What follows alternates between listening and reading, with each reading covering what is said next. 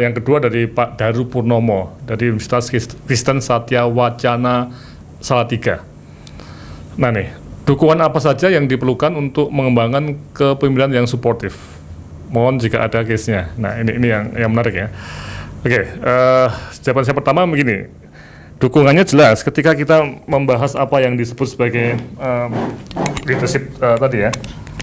Ini kan dekan ya harus mempunyai mungkin mindsetnya itu bukan sebagai bos ya, dia memimpin satu tadi sistem yang di sini. Nah, jadi kalau saya lihat pertama kali yang mungkin diperlukan adalah ya ini dekan yang atau dekanat atau rektorat ya yang mempunyai pemikiran seperti ini ya. Kemudian dekan tidak bisa sendirian, dia harus dipimpin oleh sekelompok orang atau staf tenaga kependidikan atau manajer-manajer yang memang juga mendukung dekan di sini atau menjadi staf yang baik untuk mengelola ini. Ya. Nah, pengalaman yang kita lihat itu sering terjadi, apa yang ada di dalam konteks tadi pendukung di sini itu ternyata tidak cukup kuat, karena kita tahu ada tenaga kependidikan ya. Nah, tenaga pendidikan kita itu sering sekali itu masih dalam konteks mentalitas atau kualitas seperti pegawai TU itu ya. Pegawai TU yang zaman dulu ya. Padahal perguruan tinggi sudah maju sekali, yang dibutuhkan dia adalah manajer pendidikan. Nah, kemudian lebih celaka lagi kadang-kadang ada beberapa dosen yang masuk di sini dan dia tidak bisa mengelola. Ini yang kadang-kadang jadi satu hal yang menarik ya. Karena ada dosen di sini, dia bukannya menjadi di sini tapi malah di sini yang tidak begitu pandai mengelola, sehingga dia menjadi macet di sini. Nah, ini yang saya kira yang paling penting adalah dekan dan sistem di sini. Oke, mungkin Pak Hedu ada komentar di sini. Kira apa dukungan apa saja yang mungkin dana atau apa gitu. Ya.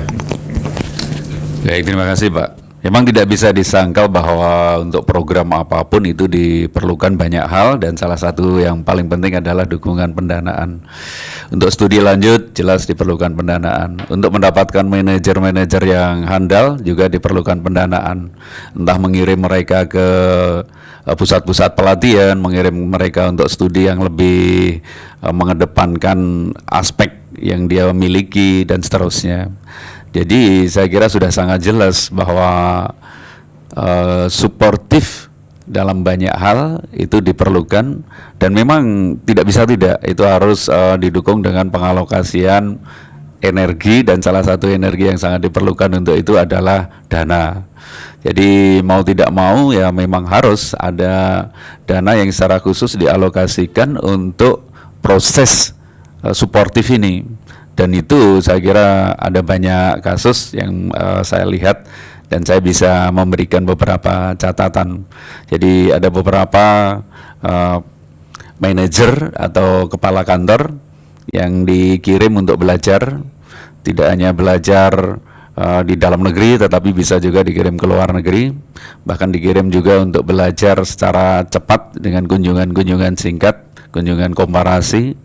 Dan itu ternyata ketika pulang memperluas wawasannya, dan itu bisa kemudian diajak berlari, karena ketika awal-awalnya itu kerja bersama ternyata dalam banyak hal harus banyak yang disamakan, dan kecepatan yang sama itu sulit dicapai ketika tidak ada korelasi yang positif antara pemimpin struktural, kemudian pendukung-pendukung di bawahnya. Saya kira emang harus itu Pak, dan suportif itu harus diberikan dalam aneka rupa bentuk yang memang bisa difasilitasikan. Dukungan-dukungan itu sebetulnya banyak sekali yang perlu diperlukan, tetapi yang paling utama itu yang pertama adalah landasan kebijakan. Ya, landasan kebijakan inilah yang nantinya akan mendukung di dalam program-program suatu perguruan tinggi di dalam mengembangkan kepemimpinan yang suportif. Nah, seringkali suatu perguruan tinggi itu hanya terjebak di dalam slogan-slogan jangka pendek. Seorang pimpinan perguruan tinggi akan naik, kemudian dia membuat suatu slogan-slogan yang sifatnya hanya untuk pencitraan, yang sebetulnya sivitas akademikanya itu tidak memahami apa arti dari slogan itu. Misalnya yang sering kita dengar adalah Research University, ya, Universitas Riset, Entrepreneur University, ya, atau mungkin ada Civic University, atau slogan-slogan yang macam-macam yang muncul hanya dibuat dalam waktu singkat, ya, sehingga ini mempunyai ikon tertentu bagi seorang calon pimpinan perguruan tinggi. Nah, akibatnya apa? Kalau tidak sampai ke jajaran di bawahnya itu tidak memahami apa Research University, itu menjadi salah kaprah, ya. Artinya itu nantinya misalnya seorang pegawai di TU apakah harus melakukan riset, apakah seorang bendaharawan juga melakukan riset. Nah, ini pengertian-pengertian ini yang sering disalahartikan, ya. Kemudian yang kedua, perlu ada prioritas pendanaan untuk suatu kegiatan riset yang nantinya akan mendukung pemimpin-pemimpin keilmuan misalnya, ya. Sehingga kalau dana itu ada, nantinya kan akan dapat diprioritaskan bagi seorang peneliti yang memiliki keunggulan tertentu. Misalnya dia publikasinya memiliki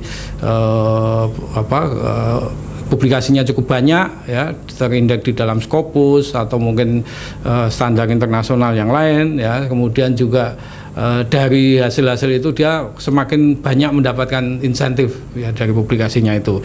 Kemudian juga perlu diwadahi di dalam satu pusat-pusat studi, ya. Nah, ini pusat studi ini yang kita lihat hanya sekedar normatif kebanyakan, ya, ikut-ikutan dengan perguruan tinggi yang lain. Padahal tidak perlu. Kalau misalnya di suatu daerah perguruan tinggi itu punya keunikan sendiri, mestinya dia mampu membuat satu pusat yang berbasis pada keunggulan lokal di daerah tersebut. Jadi tidak perlu meniru perguruan tinggi besar yang lain, ya. Dan seorang pemimpin perguruan tinggi itu juga harus memastikan bahwa apa yang terjadi di dalam periode kepemimpinannya selama 4 atau 5 tahun itu dapat tercapai, ya, paling tidak di dalam satu tahapan yang sudah direncanakan, ya. Sehingga ini akan memastikan selanjutnya akan diteruskan oleh pemimpin-pemimpin yang lain, gitu.